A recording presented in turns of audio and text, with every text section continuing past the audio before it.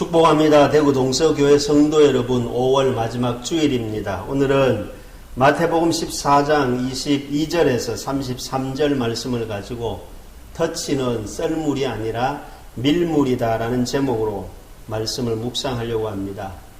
바닷가에 가면 썰물과 밀물이 있습니다. 썰물은 배가 갯벌과 만나는, 갯벌과 터치하는 공간이 썰물이 되는 겁니다. 이 썰물이 되면 배는 바닥에 가라앉기 때문에 전혀 움직일 수 없는, 힘이 없는 무력입니다. 그런가 하면 밀물이 되면 바닷물이 들어와서 배가 바닷물과 터치하죠. 만나죠. 그러면 이 배가 바닷물 위에 뜨면서 그 배가 움직이는 동력을 갖게 됩니다.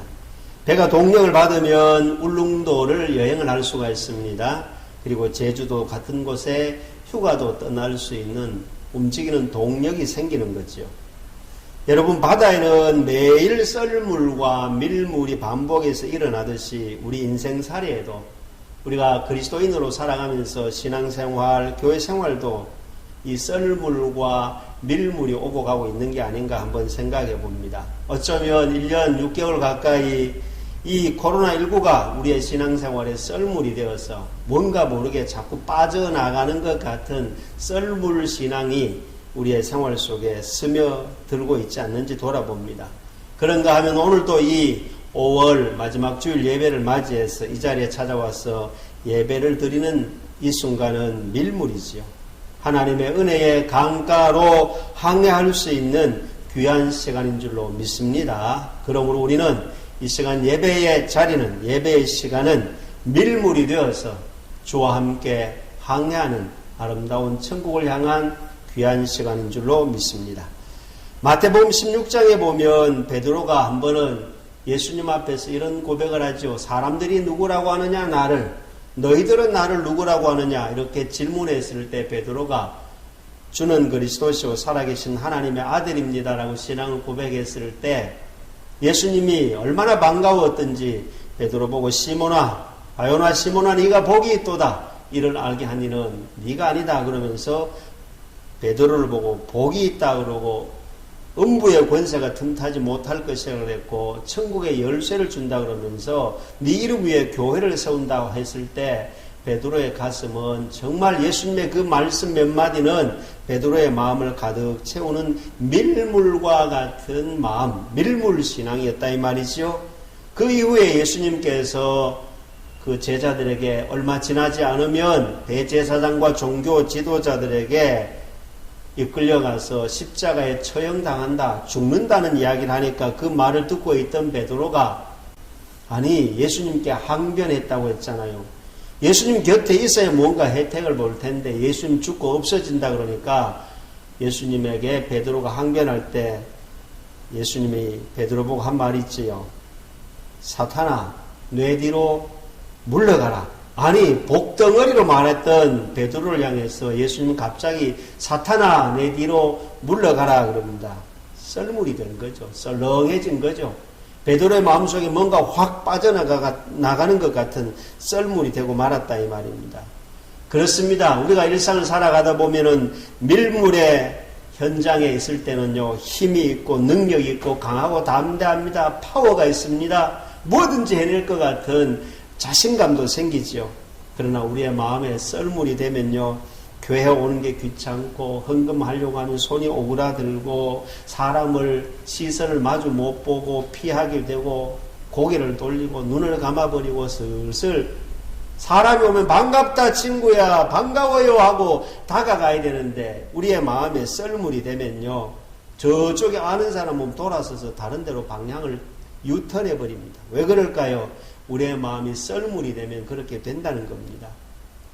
오늘 본문 말씀은 배를 타고 있던 제자 공동체 안에 베드로는 바람과 물결로 나머지 11제자와 같이 고난을 당하고 있을 때에 바다 위로 예수님이 걸어오는 걸 보고 안심하라 내니 두려워하지 말라는 예수님의 음성을 듣고 기회는 이때다 하고 베드로가 예수님이라면 나도 예수님처럼 바다 위로 걷게 해달라고 요청을 합니다. 그때 오라고 하자 베드로는 배 안에 있던 예수님의 제자 공동체 안에서 물결과 바람 때문에 고난당하다가 예수님 오라니까 기회는 이때다 하고 발 위에 내딛고 걷는 것까지는 했는데 바람을 보고 다시 물에 빠져들어가는 모습을 볼 수가 있습니다. 무슨 이야기입니까? 바람과 물결 때문에 고난을 당하던 그 제자 공동체 안에 같이 동거동락을 해야 될 베드로가 그 제자 공동체의 자리를 빠져나가는 썰물이 되는 거지요. 그럼 자기가 안전할 줄 알고 예수님 곁으로 몇 발자국은 다가갔지만 다시 배 위에서 보는 바람이나 바다 위에서 보는 바람이나 다를 게 뭐가 있습니까? 다시 빠져들어갑니다. 제자 공동체 안에 있을 때도 썰물이었고 바다 위에서 혼자 예수님을 향해서 행진하다가 또다시 바다에 빠져들어가는 썰물 같은 모습으로 제자의 모습이 오늘 본문의 베드로를 통해서 나타나고 있는 것을 볼 수가 있습니다. 그렇습니다, 여러분. 예수 믿는 제자 공동체는 썰물이 아니라 밀물이 되어야 됩니다. 함께 울고 함께 풀어나가야 되는데 이 베드로는 그 제자 공동체에서 살짝 빠져나가는 썰물이 되는 겁니다. 그렇습니다, 여러분. 우리가 인생을 살면서 썰물은 뭔가 관계를 멈추게 하는 멈춤입니다. 그러나 밀물은요, 멈춤이 아니라 맞춤이 되는 거예요. 맞춤이 되면, 밀물이 되면 배가 물 위에 떠서 원하는 목적지로 우리가 얼마든지 함께 노래 부르면서 전진해 갈 수 있다는 겁니다. 나 혼자 살겠다고 빠져나가는 썰물은 멈춤이지만 함께 더불어 살겠다고 노를 젓는 배 안에 있으면 맞춤이 된다는 겁니다. 제가 가끔씩 자전거를 탑니다. 체인이 걸려 있으면요, 이 페달 축과 함께 뒷바퀴가 연결되어서 원하는 목적지로 내가 잘 전진하고 원하는 방향으로 갔다가 올 수가 있습니다.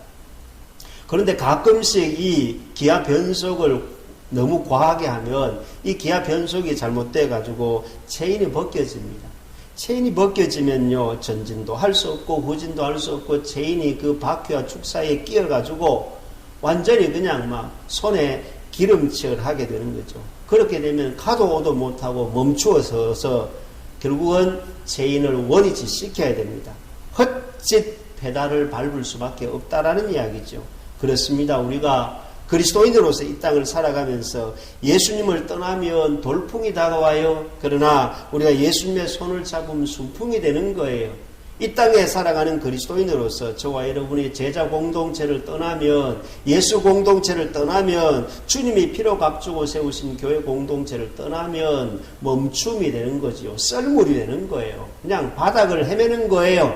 그러나 밀물이 되어서 바닷물이 들어오면 배가 뜨는 겁니다. 마음에 평안이 들어오고요, 은혜의 강가로 항해를 할 수 있고 천국을 향한 소망이 우리 마음에 가득 채워지면서 하늘의 기쁨을 맛보게 된다는 사실입니다. 오늘 이 본문에 나타나는 베드로의 모습을 보면서 저도 여러분도 5월을 마무리하고 새로운 6월을 앞두고 있는 이 즈음에 저도 여러분의 가슴 속에 썰물 신앙이 아니라 밀물 신앙을 통해서 주님과 함께 터치하고 주님의 손잡고 항해하는 믿음의 행진이 우리 가운데 일어날 수 있기를 예수님의 이름으로 축복합니다. 사랑하는 성도 여러분, 우리가 어릴 적에 그런 놀이를 했던 기억이 있을 것 같습니다. 코끼리 코를 하고 한 15바퀴를 돌고 난 다음에 전진하면요, 이게 잘 안 가지는 거죠. 비틀비틀합니다. 술 취한 사람처럼 비틀비틀하게 됩니다. 코끼리 코를 하고 15바퀴 돌고 전진하고 앞에 가서 과자를 따먹어야 되는데 그 과자 따먹으려고 가기는 가는데 이게 비틀비틀해가지고 목적지를 못 가죠. 나의 의지와 나의 힘과 나의 노력과 나의 생각대로 잘 안 됩니다. 오늘 본문 25절에 보면 밤사경이라는 글자가 나옵니다. 이 밤사경은요, 유대인들은 오후 6시부터 그 다음날 새벽 6시까지 12시간을 4등분, 3시간씩 4등분을 나눕니다. 그럼 여기 오늘 본문에 나오는 밤사경은 새벽 3시부터 6시까지 마지막 사경이니까 그 시간을 말합니다. 이 새벽 3시부터 6시까지는 제일 캄캄한 시간입니다.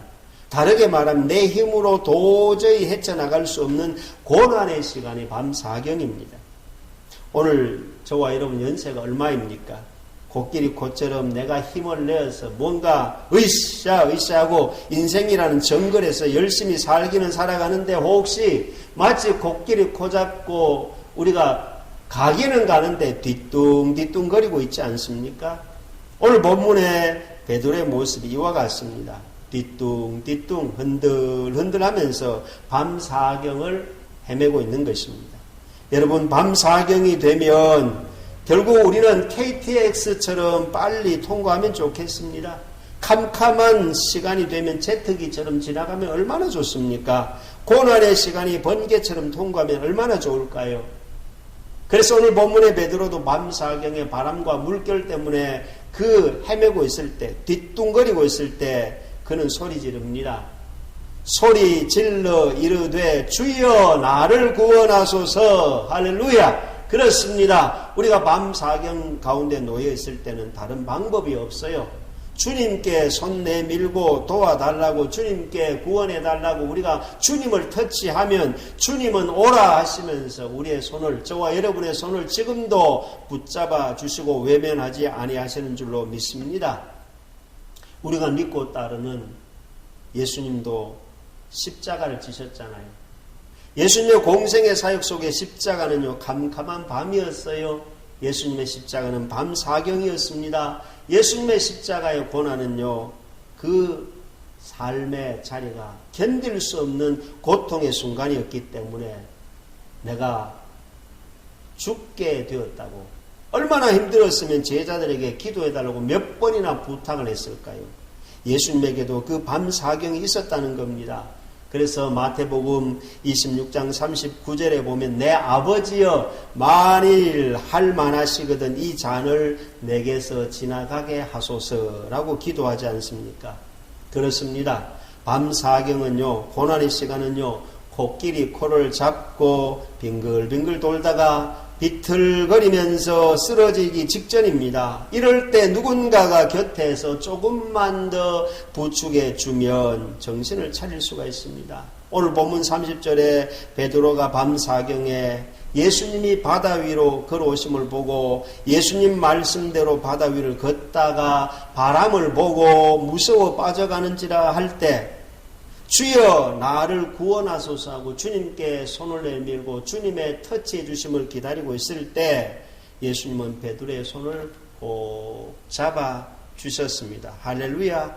그렇습니다. 여러분, 사람과 사람이 손에 손을 맞잡으면 악수하면 그것이 힘이 되지 않습니까?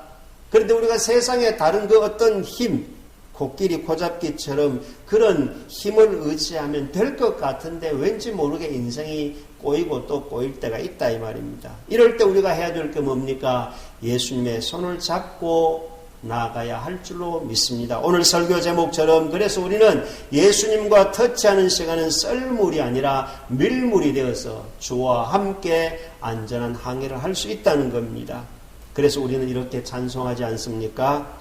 주님여 이 손을 꼭 잡고 가소서. 약하고 피곤한 이 몸을 폭풍우 감소 해치사 빛으로 손잡고 날 인도 하소서. 할렐루야. 그렇습니다. 여러분의 힘으로 뭔가를 해결해 보겠다고 아무리 코끼리 코처럼 세상의 힘을 의지해 본들 뒤뚱뒤뚱 할 수밖에 없습니다. 이 시간 오늘 저와 여러분은 주님의 손을 붙잡을 때 빠져들어가는 밤사경 같은 현장에 있다 할지라도 주님은 우리를 다시 한번 바다 위에서 배 위로 옮겨주시는 주님의 은혜 속에 들어갈 수 있는 저와 여러분 되시기를 주의 이름으로 축복합니다. 제가 가끔씩 식당이나 카페에 갈 때가 있습니다. 가면 그런 모습이 안 보이면 좋을 텐데 내 눈에 띄는 게 있어요. 그게 뭐냐 하면 직원들이 앞치마를 두르고 화장실을 갔다 오는 것을 보거나 마주치게 됩니다. 그러면요, 커피 맛이 저는 2% 떨어지는 것 같아요. 식욕이 갑자기 없어지는 것 같아요.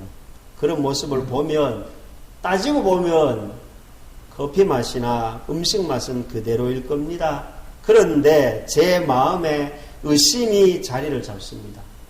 아니, 음식을 만드는 사람이 화장실 갈 때 앞치마 벗고 갔다 오면 되지. 뭐 얼마나 급하다고, 얼마나 많이 걸린다고 화장실 갈 때 앞치마 두르고 그대로 들어갔다 그대로 나와서 조리실로 들어가서 결국은 매대에 들어가서 음식을 만들고 커피를 내오는 걸 보면 저는 맛은 달라진 게 없어요. 근데 내 마음속에 비위생적이라는 그 의심이 내 마음에 자리를 잡기 때문에 갑자기 커피 맛이 덜해지고 음식 맛이 별로 없어지게 되는 겁니다. 오늘 본문 말씀에 보면 31절에 믿음이 작은 자여 왜 의심하였느냐라고 예수님이 베드로에게 말합니다. 무슨 이야기입니까, 여러분? 같은 공간 함께 같은 현장에 있었지만 예수님은 물 위에서 빠지지 않는데 베드로는 물 위를 걷다가 물에서 빠져버립니다. 왜 그럴까요? 베드로는 의심이라고 하는 앞치마를 두르고 있었기 때문에 그렇습니다. 여러분, 여기에서 말하는 의심은요, 헬라말로 디스타조입니다. 이 말은 두 길을 동시에 가고 싶은 마음이다라는 겁니다. 여러분, 두 길을 놓고 동시에 가야 되니까 이 길 가야 되나요? 저 길 가야 되나? 갈등이 생기는 거죠.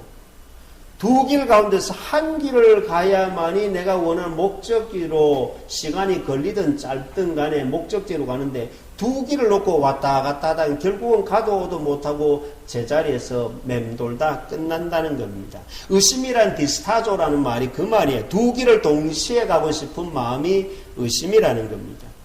그래서 야고보서 1장 8절 말씀에 보면 두 마음을 품어 모든 일에 정함이 없는 자로다 그랬습니다. 이게 요즘 젊은 세대들을 향해서 한 말 중에 이게 뭐냐? 두 마음 디스타조, 이 말은 어떤 의미냐? 의심이라는 것은 바로 다름이 아니라 결정장애라는 겁니다. 아니, 물건을 선택해서 하나를 집어서 돈을 지불하고 나오면 되는데 이게 좋을까 저게 좋을까 하도 검색하고 접촉을 많이 하다 보니까 접촉해서 물건을 들고 나와야 되는데 결국은 접속하고 서칭하다 끝나는 거예요.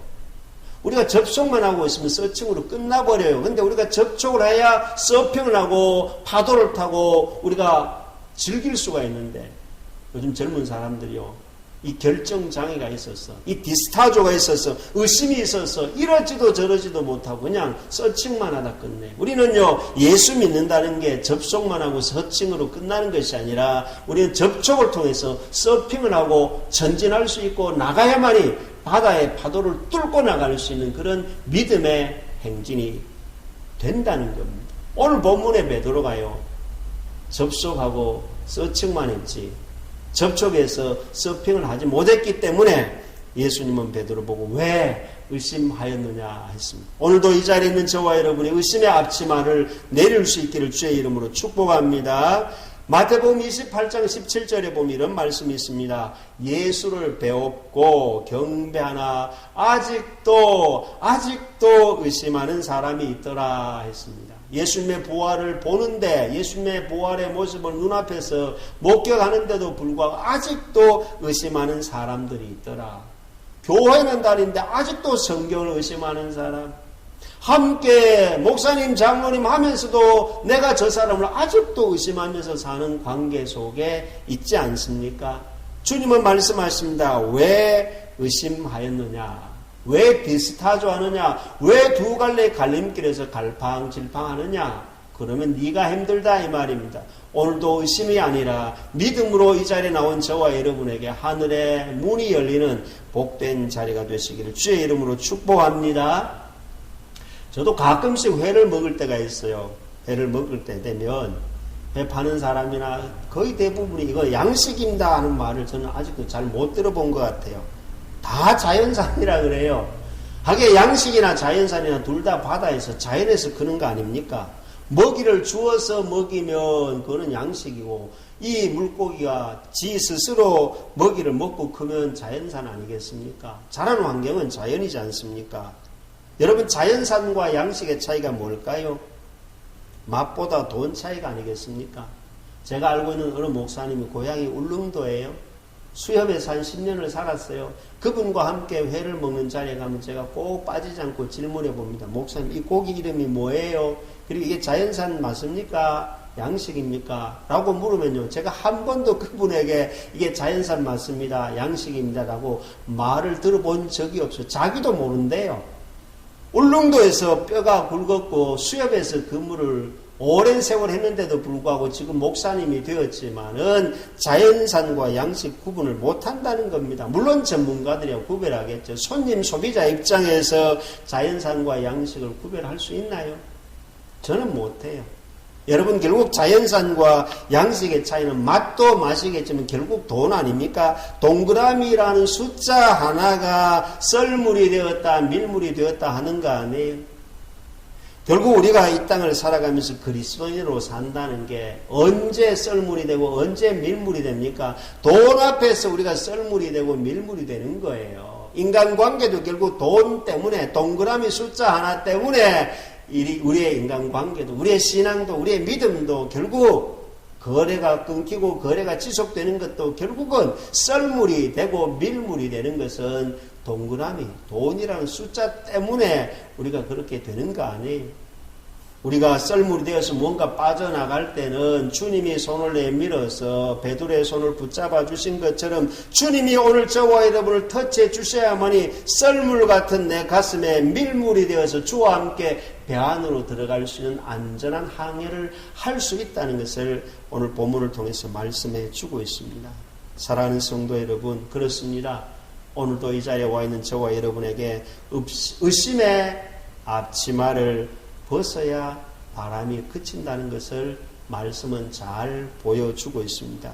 여러분, 예수님의 손을 터치하면 의심이 썰물이 되고 믿음은 밀물이 되어서 예수님을 찬양하고 오늘 본문에 보면은 하나님의 아들이야라고 고백하는, 예수님을 찬송, 예수님을 경배하고 배 안에 있던 12명의 제자가 바람과 물결 때문에 예수님을 터치하지 아니했을 때는 전부가 다 무서워하고 두려워하고 서로 썰물이 되어서 빠져나가려고만 하는데, 배 안에 예수님이 들어오시니까 예수님께 경배하고 그 안에서 제자들이 하나님의 아들이었도다 고백하게 되는 놀라운 신앙 고백이 배 안에서 일어나게 된 줄로 믿습니다. 할렐루야. 그렇습니다. 오늘 저와 여러분이 의심의 앞치마를 벗을 때 우리 주님께서 내 마음에 일어나고 있는 파도, 내 생활 속에 일어나고 있는 바람을, 우리의 일상 속에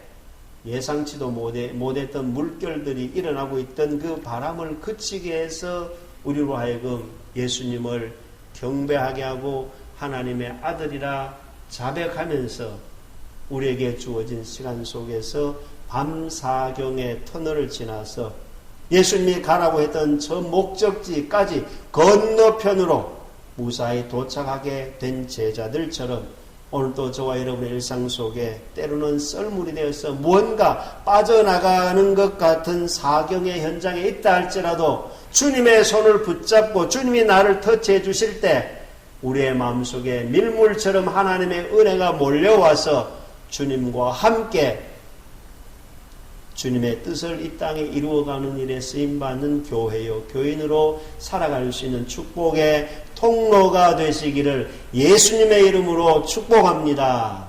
아멘.